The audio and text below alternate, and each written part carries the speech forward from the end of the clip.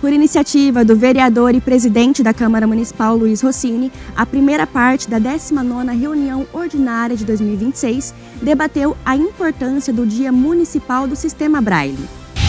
No Na Ponta do Lápis de hoje você vai conferir como utilizar o consórcio como uma ferramenta de organização financeira.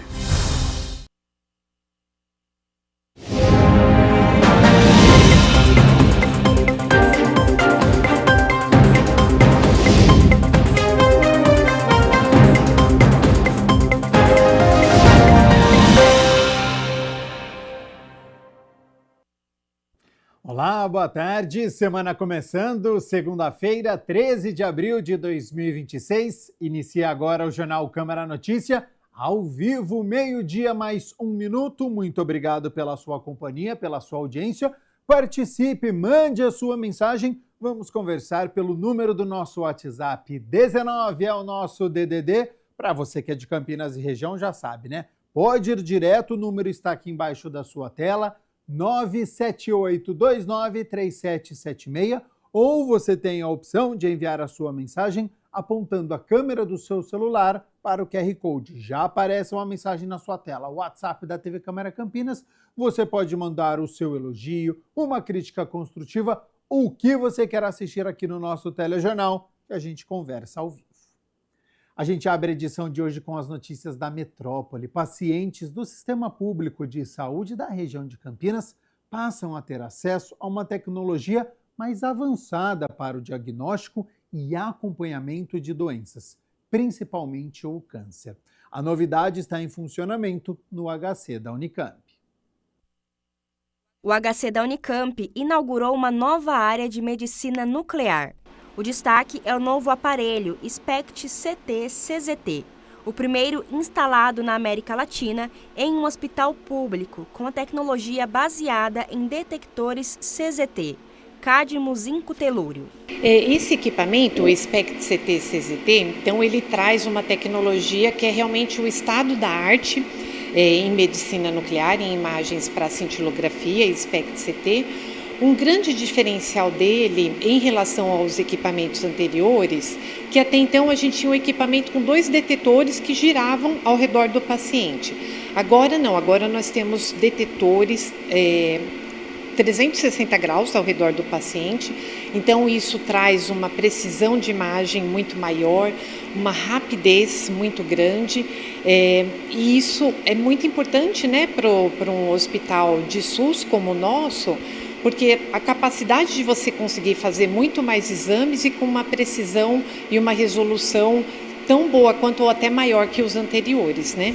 Além da precisão, a tecnologia também reduz o tempo de exame e o uso de radiofármacos, garantindo mais conforto aos pacientes. O sistema ainda conta com inteligência artificial para gerar imagens em 3D de corpo inteiro com maior qualidade. Os equipamentos de imagem em geral mais modernos vêm com esse recurso e isso traz uma maleabilidade muito melhor na movimentação desse equipamento. Na hora que o operador tem que preencher a página de aquisição para fazer as aquisições, e isso ajuda também na resolução das imagens. Então, muitas vezes você consegue usar uma quantidade de radiofármaco menor e, mesmo assim, mantendo a resolução ou até melhorando a resolução. Então, essas ferramentas inovadoras, elas ajudam a cada vez mais e você até expor menos o paciente à radiação. Com o novo equipamento, o Hospital de Clínicas passa a contar com uma das tecnologias mais avançadas do segmento da medicina nuclear no país. Um avanço que deve impactar diretamente no diagnóstico e tratamento de doenças, principalmente em pacientes oncológicos. Esse equipamento ele é capaz de fazer todos os tipos de cintilografias, então a gente faz imagens para ver funcionamento cerebral, coração, os rins, mas ele realmente tem uma aplicação muito significativa na oncologia. Em medicina nuclear agora se fala muito da palavra teranóstico e esse equipamento ajuda nisso. Então o que é o teranóstico? Eu vou fazer imagens com radiofármacos E esse mesmo radiofármaco, né, que é uma molécula ligada a um radioisótopo que emite radiação, eu faço primeiramente um mapeamento do corpo para detectar onde estão os tumores, onde estão as metástases. Em seguida eu pego esse mesmo radiofármaco, essa mesma molécula, só que agora eu ligo num isótopo que é capaz de destruir a célula tumoral. Então aí eu injeto novamente no paciente, mas aí quando esse radiofármaco entra dentro da célula tumoral, ele destrói ela. Então isso é uma medicina de precisão absoluta, e isso é um grande ganho para os pacientes oncológicos. O SPECT-CT-CZT foi adquirido com investimento de mais de 8 milhões de reais, através de recursos da FAPESP, Fundação de Amparo à Pesquisa do Estado de São Paulo, e de emendas parlamentares. É importante a gente lembrar, então, foram a junção principal de duas verbas, né? Então, foram emendas parlamentares captadas com deputados federais, e também uma outra parte importante que foi um grande projeto de pesquisa da FAPESP, né, um CEPID, que é o Câncer-Tera. Então, com a junção dessas duas verbas, tornou isso possível. E, além disso, a verba da pesquisa também ajudou a gente a equipar o nosso serviço, além desse equipamento que nós estamos vendo aqui. Nós também colocamos um quarto terapêutico para esses pacientes poderem receber essas terapias e ampliamos a nossa radiofarmácia, que é o coração da medicina nuclear. É onde são preparadas essas moléculas para a gente poder fazer o diagnóstico e o tratamento dos pacientes. Segundo a coordenadora do Serviço de Medicina Nuclear, o novo espaço inaugurado também contribui para a área de pesquisa. O HC da Unicamp, ele está dentro de uma grande universidade, né? A Universidade Estadual de Campinas, que é a Unicamp, e é muito importante, né, que a gente faça novas pesquisas. Então, esse equipamento vai ajudar nessas novas pesquisas, em especial do Câncer-Tera, que é essa pesquisa conquistada aí junto à FAPESP, mas também outras pesquisas que possam vir. E essas pesquisas, em geral, nós estamos focando no descobrimento de novos radiofármacos, de novas moléculas ou de novos usos de radiofármacos que já existem, com um foco especial em câncer. Mas um equipamento como esse, a amplitude para pesquisa é gigantesca, porque a gente pode ir muito além do câncer. Apesar de envolver radiação, o que pode gerar medo e receio, a doutora Bárbara afirma que o equipamento é seguro e não traz riscos aos pacientes. Isso é uma questão muito importante para a população saber também, né? Porque em medicina nuclear a gente mexe com quantidades de radiação muito pequenininha. Então, apesar da gente injetar esses radiofármacos na corrente sanguínea, eles são muito fisiológicos, que a gente fala. Então, são moléculas que imitam o funcionamento do corpo, ou imitam o funcionamento cerebral, imita o funcionamento do rim, do tumor, para a gente fazer a marcação do tumor, e com uma radiação muito pequena. Então, para vocês terem uma ideia, não existe efeitos colaterais, efeitos adversos com os radiofármacos, né? Então a gente nem se preocupa com pacientes com alergia, por exemplo. E claro, né, serviços como esse, eles têm que estar totalmente de acordo com as legislações nacionais, né, da CNEM, da Autoridade Nacional Nuclear, com a Anvisa. Então agora também com essas adequações que a gente fez no serviço, ele está totalmente adequado, então é extremamente seguro. 12:09. Muito obrigado pela sua companhia, pela sua audiência. Estamos ao vivo nesta segunda-feira. Vamos com as notícias do Legislativo, porque hoje é segunda-feira, é dia de reunião ordinária, a 20ª do ano. A partir das 6 horas da tarde, os vereadores vão se reunir para discutir e votar os 7 projetos que estão na pauta. Estou aqui com o site aberto, é o campinas.sp.leg.br. E um desses projetos que será discutido e votado é um projeto de lei complementar de autoria da Prefeitura que estabelece mudanças nas regras para o comércio ambulante aqui da cidade. A proposta altera uma lei de 2024, vai atualizar o marco regulatório das permissões do uso de espaços públicos por ambulantes. As novas diretrizes do projeto envolvem desde a concessão de permissões até penalidades e critérios de organização urbana.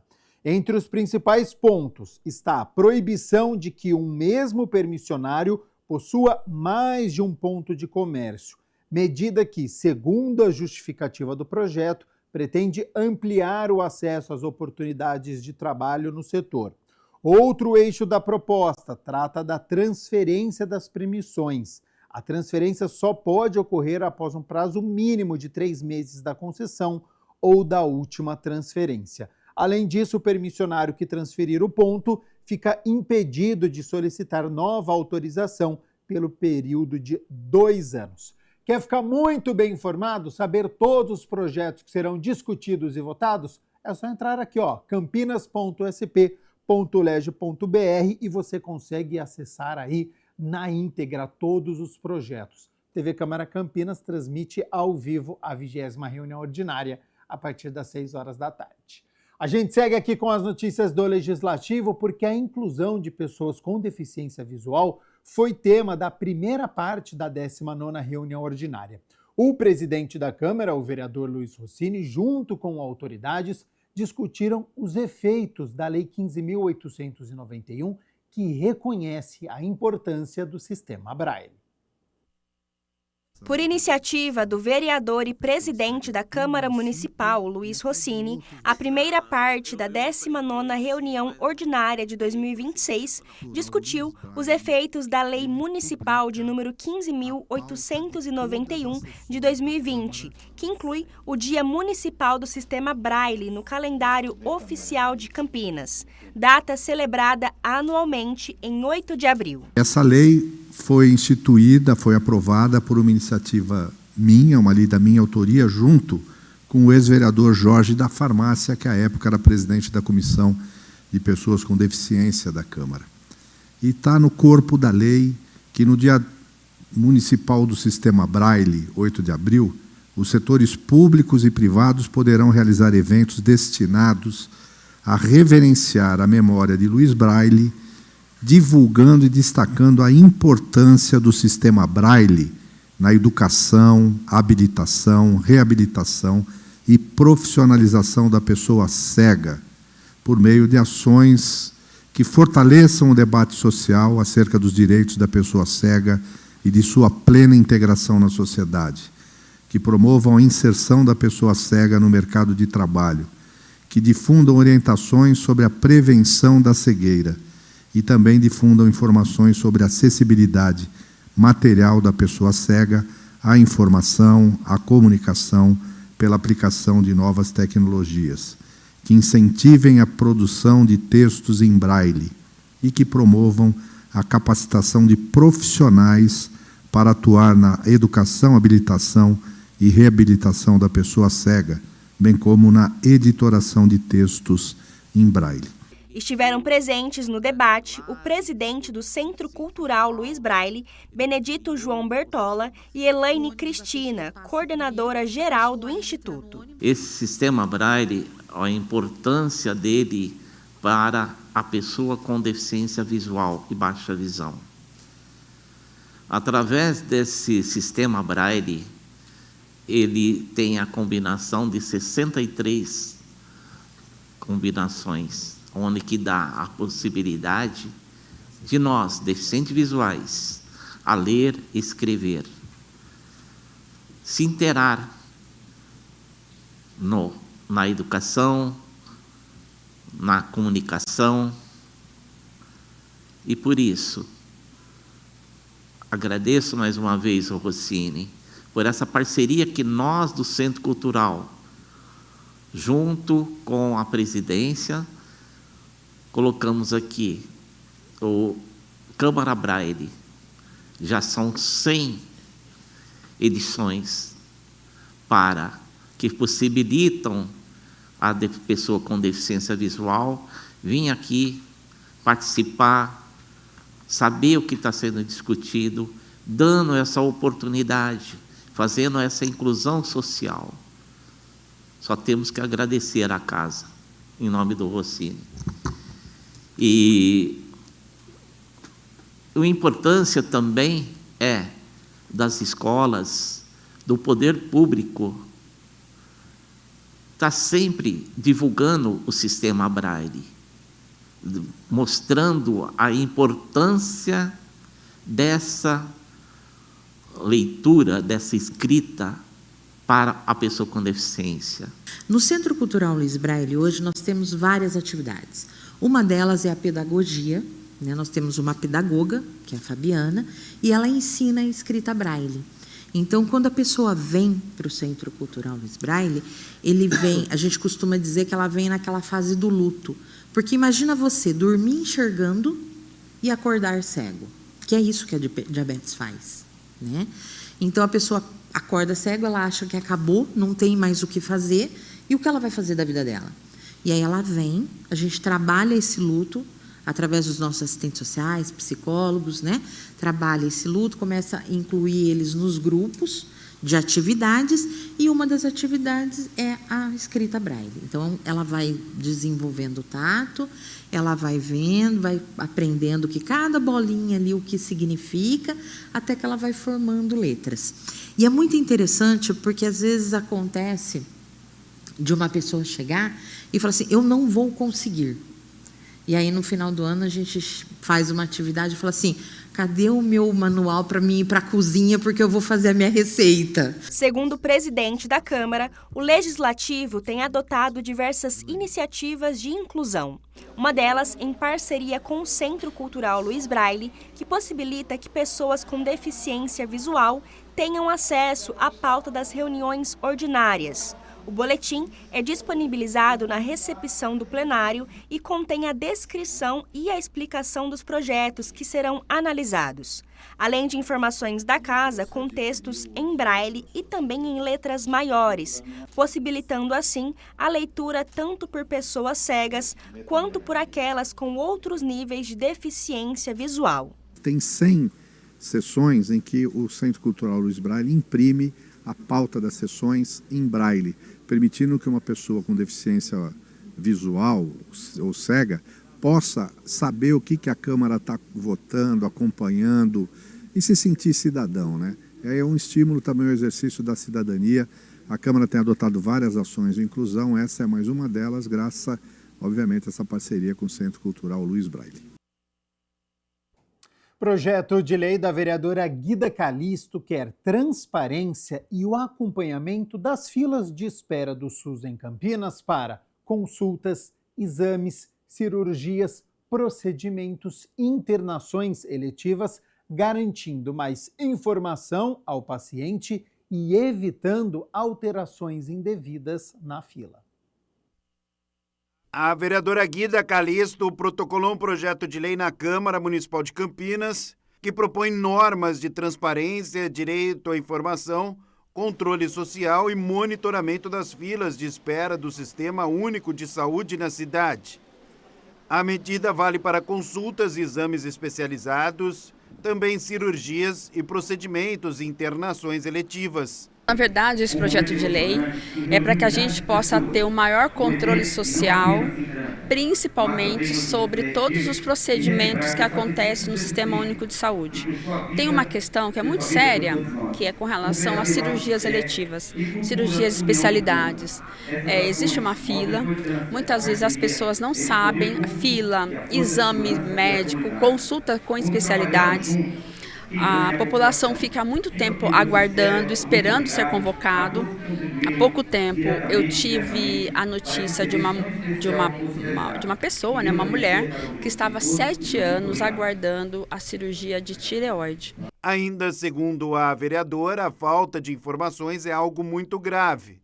Ela pede transparência. Se uma pessoa fica tanto tempo assim aguardando uma cirurgia, se o médico diagnosticou a necessidade de uma cirurgia, é porque precisa ter uma intervenção o quanto antes, né? E se essa pessoa fica tanto tempo assim aguardando, corre o risco dessa doença, dessa patologia avançar. E nesse sentido as pessoas não sabem em que lugar que ela está da fila, quando ela vai ser chamada, quando ela vai ser convocada. Então isso coloca uma insegurança muito grande. Então nesse sentido nós protocolamos esse projeto de lei para que a população de Campinas pessoas possam ter o controle de saber essa fila, o tamanho dessa fila, quantas pessoas estão na sua frente, em que lugar da fila ela está, qual que é a previsão de atendimento, né, de exames, de cirurgias, enfim. Eu tenho recebido muita demanda sobre essa questão. Então, a nossa preocupação é que essa fila precisa andar, a população precisa ser atendida, mas também precisa ter transparência para que ela esteja sendo respeitada no lugar que ela estiver na fila ou quando, de fato, ela será atendida. A proposta relata ainda que os conselhos de saúde e as associações de defesa dos usuários precisam de ferramentas mais robustas para o acompanhamento da regulação assistencial, assim como a disponibilização de um painel público com indicadores. A gente nunca sabe, né, que lugar que a pessoa está. A pessoa sabe, o médico receitou que tem que fazer um exame. Por exemplo, tem doenças como câncer, né? O câncer tem câncer que são mais agressivos, tem câncer que são menos agressivos, que são mais lentos. Muitas vezes a pessoa entra na fila para fazer determinados exames e fica lá, aguardando, esperando. Aí quando a pessoa vai fazer, já está avançado essa patologia, essa doença. Então a gente precisa desses instrumentos, né, instrumentos telemáticos, inclusive, para que a gente possa ter acesso para saber em que lugar que a pessoa está, se alguém passou na sua frente, por que passou, de repente, né, aconteceu de alguém que está com uma situação mais grave, a necessidade de passar na frente. Mas a pessoa vai saber o motivo que passou na frente. Está com câncer agressivo, se não tiver uma intervenção logo, ela vai morrer. Aí sim, agora, a gente nunca sabe, né? Se é o jeitinho, é o que indica, é o amigo que está lá. Não, a gente precisa ter transparência nisso. Projeto de lei de autoria do vereador Herbert Ganem quer incentivar o silêncio em locais públicos para evitar desconforto e crises sensoriais em pessoas com transtorno do espectro autista. A proposta prevê a instalação de placas em diferentes ambientes da cidade. Um projeto de lei protocolado na Câmara Municipal, de autoria do vereador Herbert Ganem, prevê a instalação de placas pedindo silêncio em respeito a pessoas com transtorno do espectro autista em locais de atendimento público ou de grande circulação, como escolas, unidades de saúde e espaços culturais. Essa ideia chegou ao gabinete através de demandas de pais, né, de crianças com autismo, dizendo assim, tem lugares que a gente vá no setor público, seja ele lá numa secretaria de escola, no CRAS, onde a gente vai, a gente tem dificuldade no ambiente ali, porque às vezes tem muito barulho. Então tem pessoas que vão naquele de departamentos ali e começa a conversar um pouco alto ali, então a gente quer o quê? Aonde tiver atendimento para quem tem o transtorno do espectro do autismo, a gente quer que seja fixada uma placa, solicitando silêncio, né, das pessoas que estiverem ali naquele ambiente. E eu digo até por mim mesmo, às vezes a gente vai em algum lugar, nossa, um barulho terrível, a gente não consegue às vezes prestar atenção, querem chamar a gente às vezes, né, tá na entrada ali, seja do posto de saúde, onde for, e tá aquele barulho ali acaba o que? Além de também nos atrapalhar também no atendimento, acaba também quem tem, né, o autismo fica incomodado com aquela situação. E o setor público tem que atender todo mundo. Então a gente está pedindo que sejam fixadas essas placas, né, que seja ali no posto de saúde, CRAS, escolas também, na recepção das escolas, para que ali quando a pessoa chegar, é que nem no hospital, né? Então quando você chega lá no hospital tem uma plaquinha, silêncio, porque as pessoas que estão ali estão com dores, elas não querem ouvir barulho, né? Então, se você está para ser atendido, você chega ali no seu local, aguarda ser atendido, porque ficar ali, né, fazendo às vezes uma conversa, alguma coisa, um som alto. De acordo com o parlamentar, as placas devem trazer a mensagem: ambiente silencioso, respeite as pessoas com TEA. E a medida busca conscientizar a população sobre a importância desse cuidado, que pode evitar desconforto e crises sensoriais em pessoas autistas. Às vezes precisa de informação. Tem pessoa que está em um ambiente, ela também não sabe, né? Ela está ali, começa a conversar com a outra, escutar celular alto, toca, né, hoje em dia. Então colocar o celular para vibrar, mas para que a pessoa, né, tenha esse pensamento, porque não aparece o pensamento dentro de nós, assim, não, tem que fazer silêncio onde eu estou, né? Às vezes você vai na igreja, também não tem nem silêncio na igreja, hoje em dia as pessoas querem falar, né, mexer no celular, né? Então, enfim. Mas tendo essa placa, né, alertando, avisando, olha, aqui nós atendemos pessoas pessoas com TEA, e nós precisamos que tenha silêncio na sala. Então, eu acredito que a pessoa olhando para a placa ali, ela vai entender e vai acabar fazendo silêncio ali, para que todo mundo seja atendido da melhor forma possível, respeitando todos. Herbert Ganem também destaca que está aberto a ouvir as demandas de pessoas que lutam pela causa autista. Tudo que a gente coloca em prática, todas as leis que a gente coloca em prática, né, aqui pela luta da causa autista, são vocês que me enviam aqui. Gosto muito de ouvir a população, porque a população está ali no dia a dia e trazem as demandas para o vereador aqui, eu protocolo e a gente luta por isso. 12:00 mais 25 minutos. Muito obrigado pela sua companhia, pela sua audiência. Estamos ao vivo nesta segunda-feira e olha só, no quadro Passou pela Câmara, você acompanha agora como foi a tramitação do projeto que criou o programa de microflorestas urbanas. Acompanhe.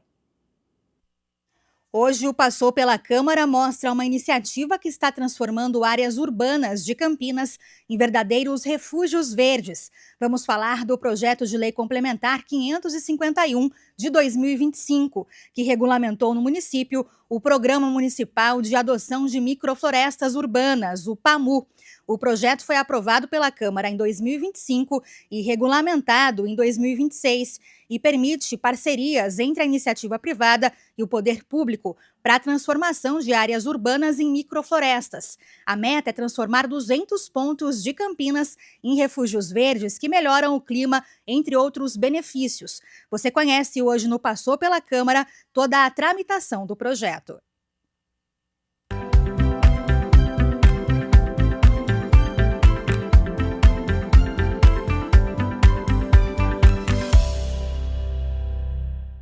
O projeto passou pelas comissões de Meio Ambiente, Política Urbana, Defesa dos Direitos Humanos, Igualdade Racial e Cidadania, Administração Pública e de Finanças e Orçamento da Câmara Municipal de Campinas. Todas deram, por unanimidade, parecer favorável ao projeto em novembro de 2025. Antes, uma audiência pública foi realizada em maio de 2025 pela Comissão de Meio Ambiente para discutir a proposta com a população e representantes da Secretaria Municipal do Clima, Meio Ambiente e Sustentabilidade e com o secretário municipal de Serviços Públicos, Ernesto Paulela. O projeto foi aprovado em primeira discussão e votação em 11 de agosto de 2025 e segunda discussão e votação em 3 de novembro de 2025. A lei entrou em vigor em 24 de novembro de 2025 e foi posteriormente detalhada por decreto em 10 de março deste ano, que estabeleceu o Programa de Adoção de Microflorestas Urbanas.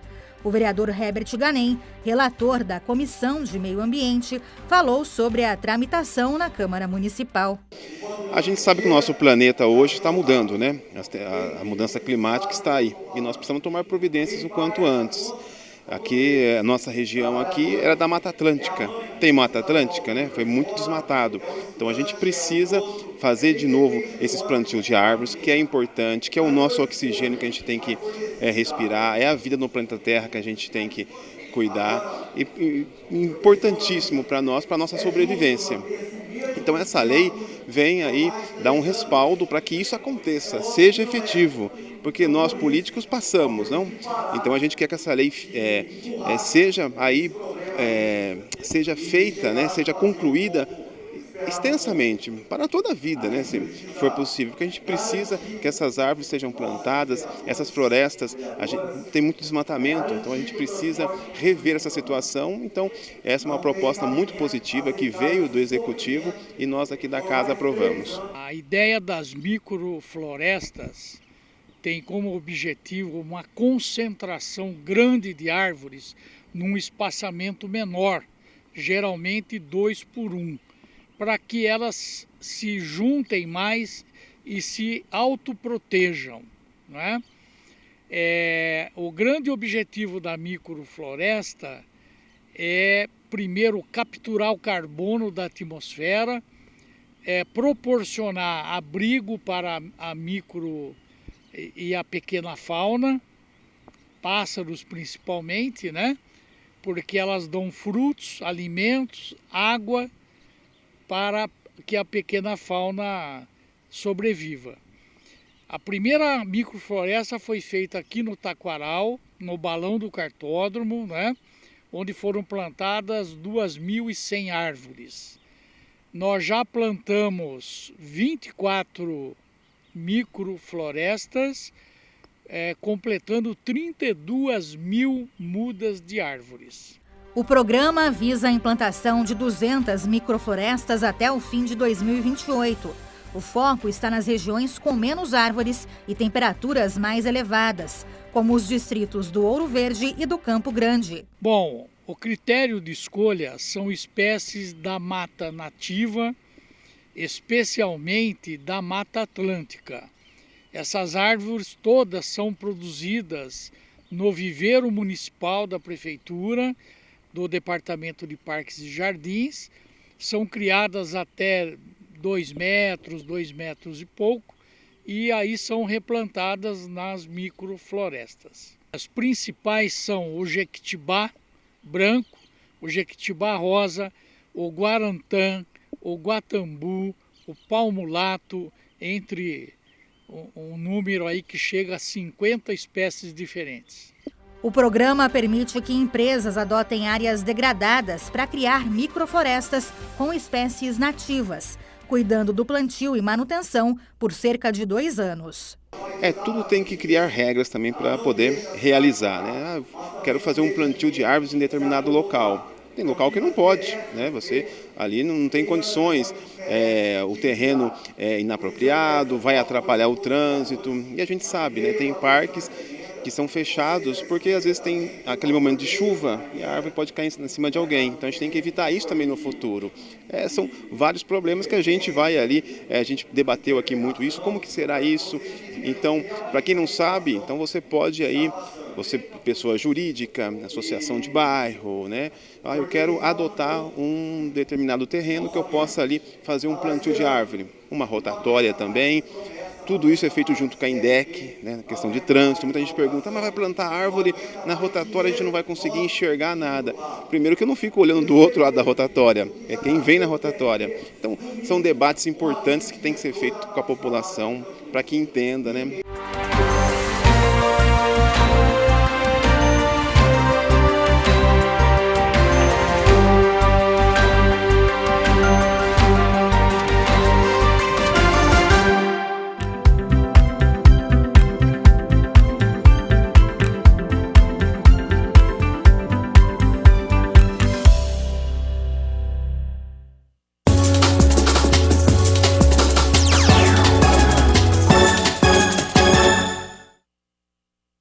Hora de balançar as redes, porque Ponte Preta e Guarani entraram em campo no fim de semana. No sábado, a Macaca recebeu Vila Nova e segue assim na uma derrota atrás da outra. A Ponte Preta chegou pela primeira vez em cobrança de escanteio, a zaga do Vila não conseguiu afastar e Brian Borges tentou de bicicleta, mas o pneu estava meio murcho, fraquinho.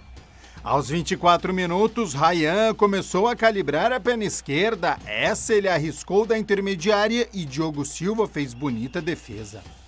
A Macaca respondeu neste contra-ataque puxado por Potker, mas chegou na área sem força, bateu fraquinho. Aos 33 minutos, Elvis cobrou falta com perfeição e Potker não conseguiu cabecear. Que chance! E sabe o ditado, né? Quem não faz, toma. A Ryan, agora com o pé calibrado, recebeu na direita, cortou para o meio e bateu no cantinho de Diogo Silva, que não alcançou. 1-0 Vila Nova. Aos 42 minutos, Kevson cruzou, Brian Borges cabeceou, mas novamente sem força. Aos 5 minutos, Potker saiu cara a cara com Elton Leite e perdeu mais um gol. Que fase do Potker! Rafa Silva bateu com estilo e Diogo Silva evitou o segundo. Aos 12 minutos, Brian Borges chapelou o zagueirão, finalizou sem deixar a bola cair, mas Elton Leite evitou o golaço. Aos 47 minutos, a Ponte até balançou as redes, mas o VAR chamou o árbitro que viu o toque na mão de Luiz Felipe. Então, gol anulado, ficou nisso. No Moisés Lucarelli, Ponte Preta 0, segue sem vencer. Vila Nova invicto 1. Se não pagar os salários, dificilmente a Ponte evita um novo rebaixamento. Já caiu no Campeonato Paulista e faz o mesmo caminho na Série B. A equipe já é limitada tecnicamente e a diretoria não cumprindo com a obrigação. A Série C é questão de tempo.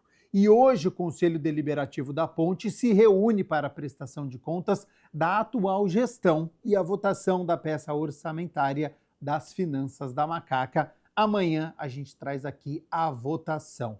Dentro de campo, a Ponte volta a jogar no sábado, 8h30 da noite, contra o Avaí, lá em Florianópolis. E ontem, no domingão, o Guarani fez o dever de casa, venceu o Volta Redonda em noite que só valia golaços.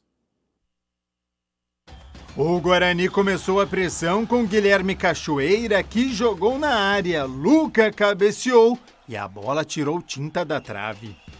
João Paulo esperto roubou a bola, Herbert recebeu o livre na direita e acertou a rede, mas pelo lado de fora. Herbert tentou mais uma e essa o zagueirão tirou praticamente em cima da linha. As emoções ficaram reservadas para o segundo tempo. Herbert, sempre ele, foi driblando, mas parou no goleirão. Até que aos 9 minutos o Volta Redonda saiu jogando errado. Herbert agradeceu e do meio da rua acertou um belo chute. Que golaço, placar aberto, 1-0 Bugre. Logo em seguida, aos 16, veio o golpe final. O lateral esquerdo Emerson resolveu também arriscar e acertou outro belo chute. Noite inspirada, de belos gols, então ficou nisso. Guarani 2, Volta Redonda 0. E o Guarani fez uma boa partida, seguro, não sofreu defensivamente. Na etapa final, conseguiu 2 belos gols cedo, o que deixou a partida tranquila. Bugre tem um empate e uma vitória na competição, volta a campo no domingo, 4h30 da tarde, contra o Itabaiana, novamente aqui em Campinas, no estádio Brinco de Ouro. 12h mais 37 minutos, vamos falar sobre planejamento financeiro. Uma das alternativas que tem ganhado espaço entre os brasileiros é o consórcio. Mais do que uma forma de adquirir bens ou serviços, ele funciona como um tipo de autofinanciamento. É o que a gente confere a partir de agora no nosso quadro Na Ponta do Lápis.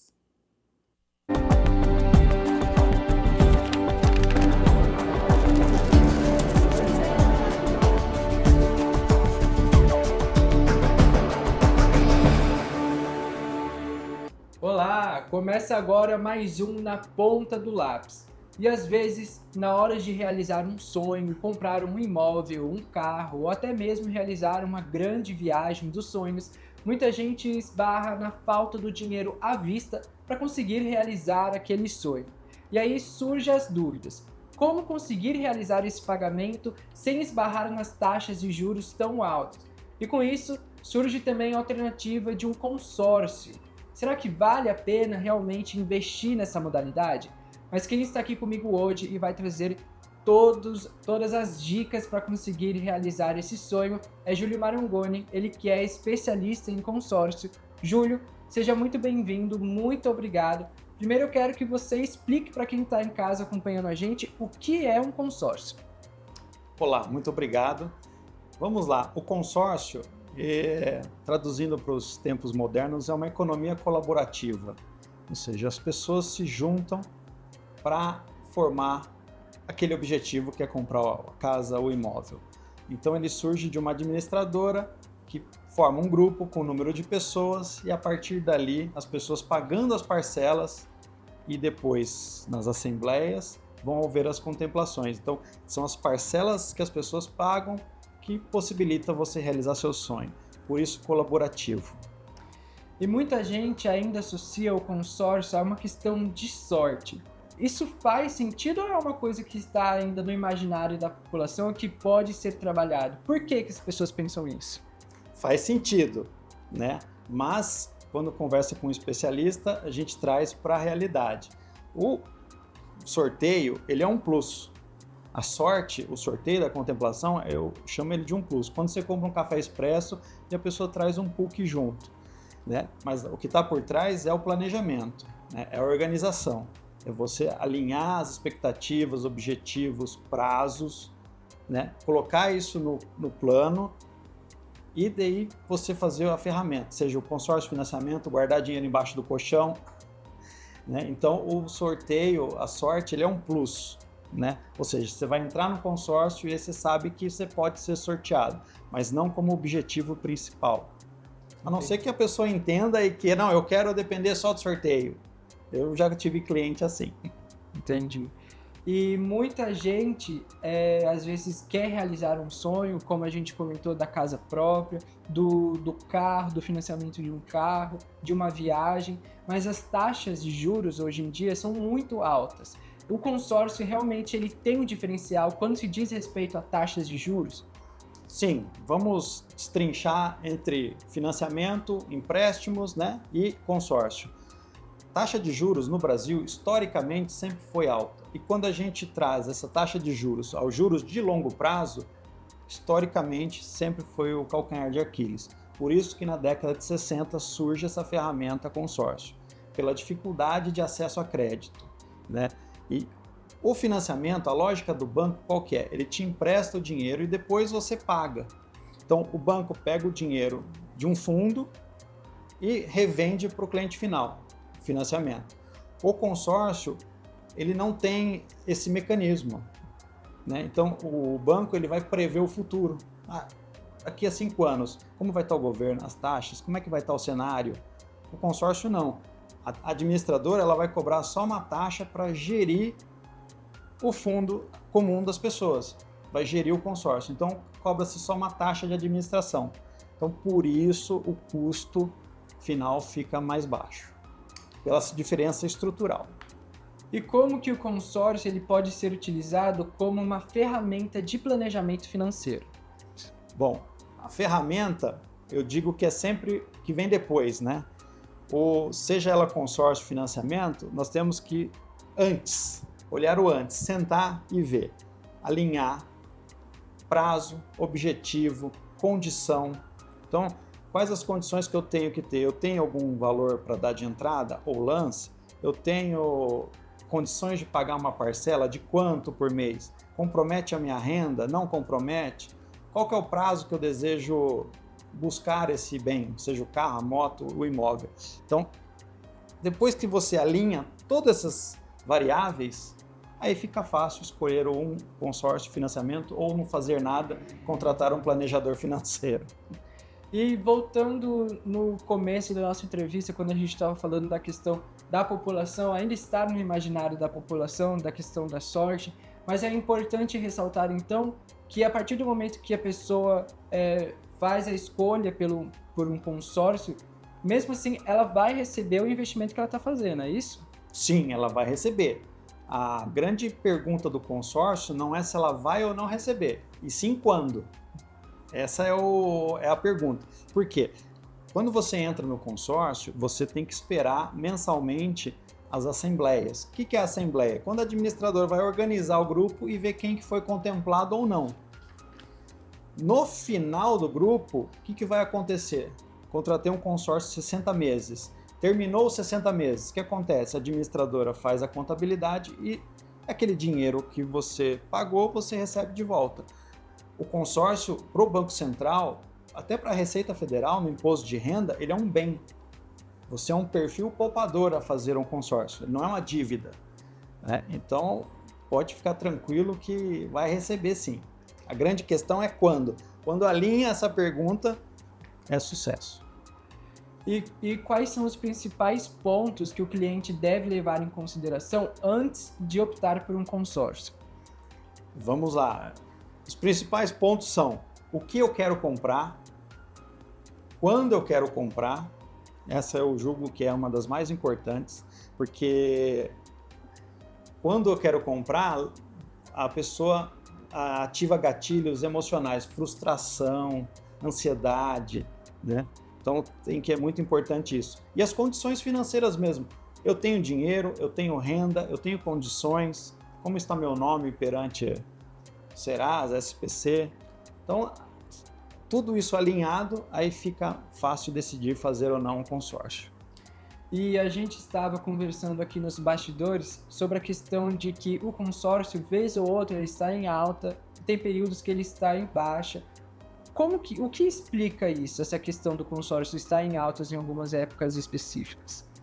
Olha, quando a gente olha o macro, né, historicamente o consórcio em épocas de crise no Brasil, as vendas aumentam. 2008, 2014, 2015 e na pandemia. De 2020 para cá, o consórcio cresceu muito. Uma das explicações é justamente isso. Veio uma crise, dificuldade, economia em baixa. Poxa, se eu tivesse guardado dinheiro, se eu tivesse poupado, se eu tivesse feito... Na pandemia, quantas pessoas, empresas pensou assim, se eu tivesse comprado uma moto para melhorar a minha entrega, eu teria faturado mais. Então, todos esses elementos, até emocionais, entram nesse mix e faz com que o consórcio surja, cresça.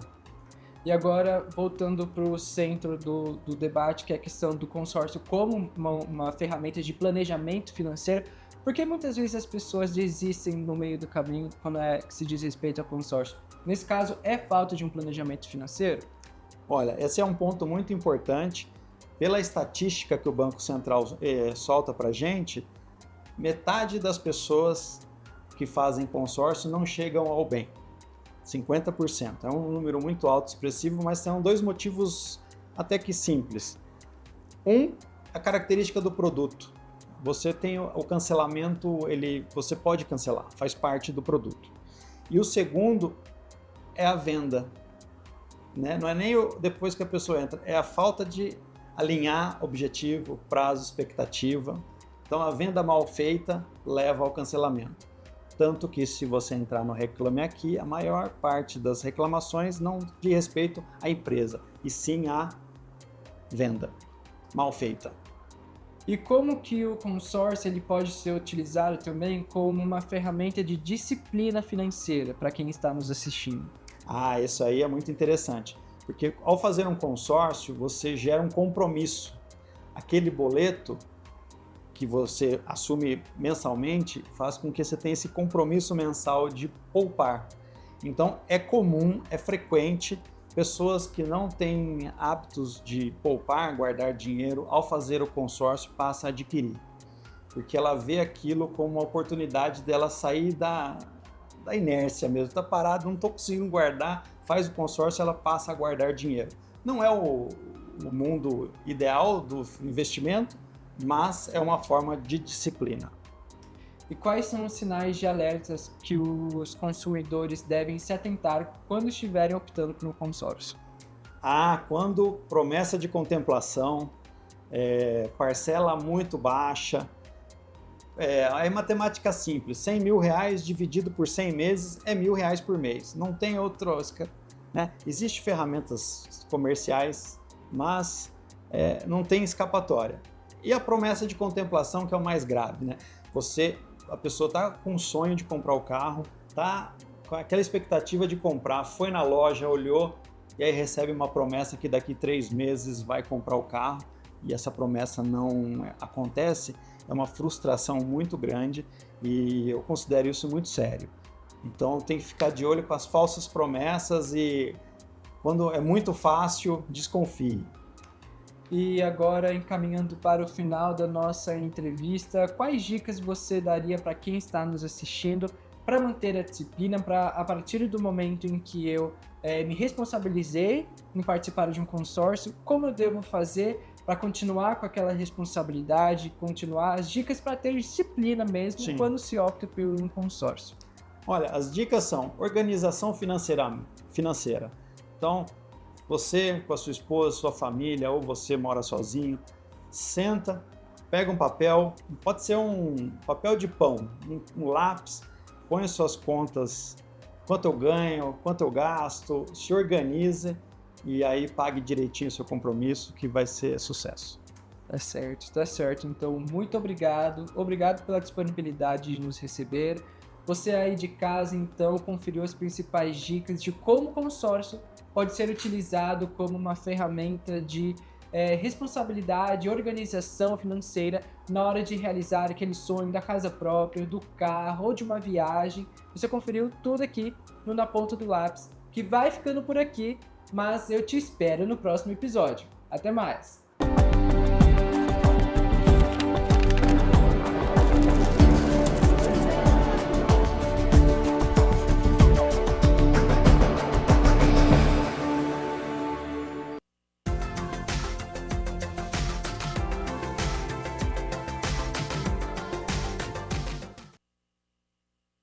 É semana de tempo estável. Hoje, segunda-feira, o vento até deixa, uma sensação térmica mais agradável, sem aquele calorão.